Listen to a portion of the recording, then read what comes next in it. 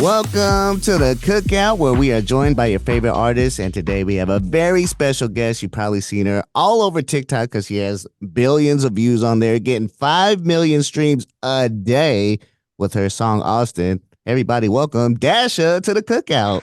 Hey, how are you?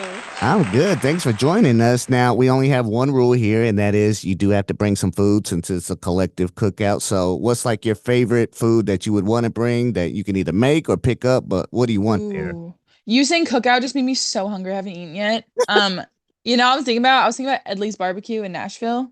Okay. Oh, the burnt ends plate. Ooh, so good. That's Okay. what I'm bringing. Please bring plenty of that. Now, I'm sure you've told this story a billion times, but we got to know like, we got this song Austin, smash it going crazy everywhere. How did we get it? And how did you how did you post it on TikTok and then see everybody react the way they reacted? I mean, so it came from I wrote Austin back in May last year. And after I wrote that song, I just dropped my label, dropped my management, and I was, starting a new genre, starting back in country. That's where I started, went to pop for a while, then went back to country. And I was terrified. I just had ground zero to everything because I needed my music to feel more like me and I didn't know what else to do except for ground zero at all. So, I wrote Austin and I was like, "Oh my God, this song is going to put me on the map." I just like had a gut feeling about it. And so that's when I got with my new management, my new label situation.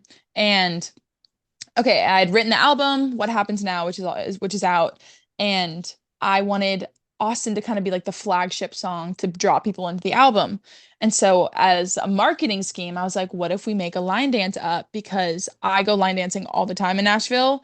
And I was like, if we can get my song, they play same songs every Friday night, it's like in rotation. So I'm like, if I can get my song in rotation in a honky tonk, everyone's gonna hear it, it'll blow up, blah, blah, blah, whatever. And so that was the intention of getting people to learn a line dance to my song so they could line dance at my shows, line dance in honky tonks. It would be so fun. But then this huge trend started on TikTok when I started posting it, and it just blew up bigger than I could have ever imagined. And it And went, that's the truth. yeah, it went absolutely crazy. Now everybody's doing the line dance. I mean, I still have to learn Mhm. it, so I'm gonna watch it a few more times. I can do it at the show. But, with a lot of people talking online and reacting to it, people like to do a deep dive into lyrics. Have you seen any online theories to your song that are like, that's interesting that you came up with that? I mean, that's not what it's about, but I like that you got there.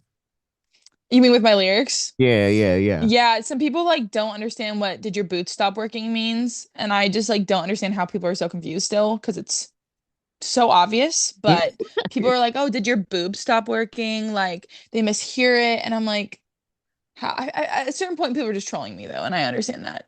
Yeah. So, So that one's not like a triple entendre. This is I literally mean, it could be, and it's up to interpretation. It's whatever you're feeling that day. okay. Well, we'll love to see. Now you got the deluxe album coming out, which thank goodness, because I listened to the album. It was like 8 songs. Of like, Dash, we need more of this. So you got the deluxe coming out. What's gonna be on that? Mhm. We're looking for like features, new songs, or what's gonna be on there? New songs, a lot of new songs, 5 or 6 new songs. We're picking those ones this week. And I mean, the songwriting, I've just been so excited about getting to write in country and, express myself in this way. And I feel like my songwriting is like blossomed. And first and foremost, like I'm a songwriter, so I've always said. So it's been so fun. And the whole album tells a story. The track list is very intentional. And so I feel like all these new songs that I'm adding on just round out that story because there's so much tea on that album. There's so much real tea that I wrote about, and I just wasn't done telling the story. And so now I can wrap it up in a little bow and be like, here's the whole thing. So you like, and another thing about you is And also, that's great. Looking for exactly. yeah. So I mean, country music is probably more popular than it's ever been right now. So it's a good time hmm to be in it, but you kind of always had a love for it. But like to you, what do you think makes a good, I mean, what actually makes a country artist slash a good country song? Because I hear like a lot of online chatter of like, oh, this isn't country or this may be country like for other artists. But what do you think makes a good country song slash artist? For me, country is three chords and the truth. So it's all about the storytelling Hmm. and obviously how you present it too. not 808s and hip hop beats. That wouldn't really be country. I mean, it can be. You Yeah, stop, it can be. fusion. But for me, it's all about storytelling and it's all about the instrumentation and the realness of it. So that's why I love using real guitar and fiddle and banjo and harmonica and like instruments. For me, I want my songs to feel like they could be played around a campfire by a couple players, and that's how it sounds on the record.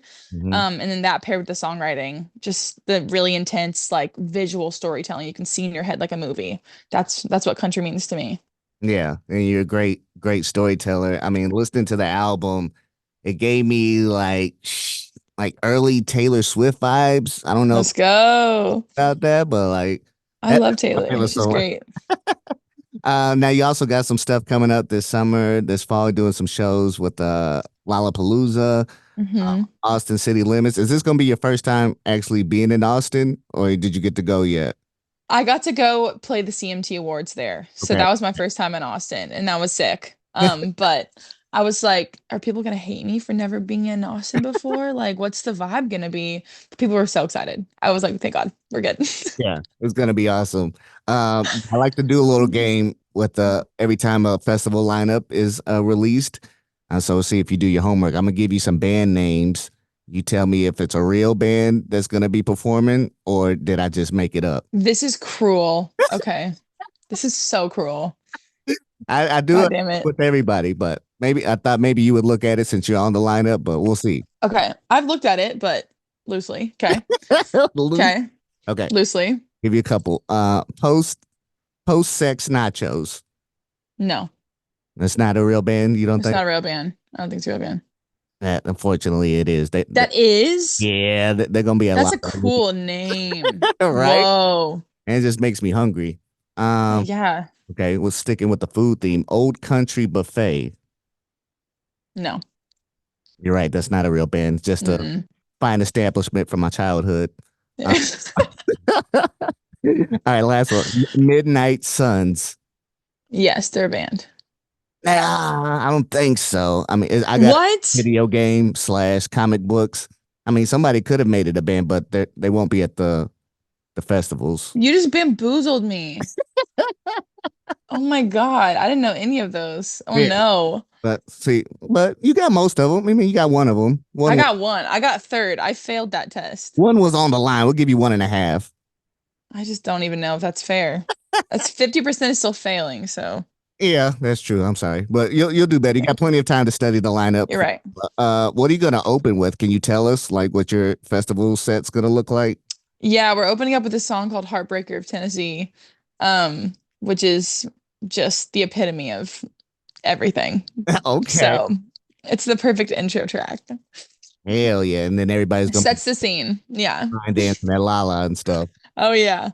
That's awesome. Well, Dasha, thank you so much for taking the time and hanging out with us. We wish you continued success.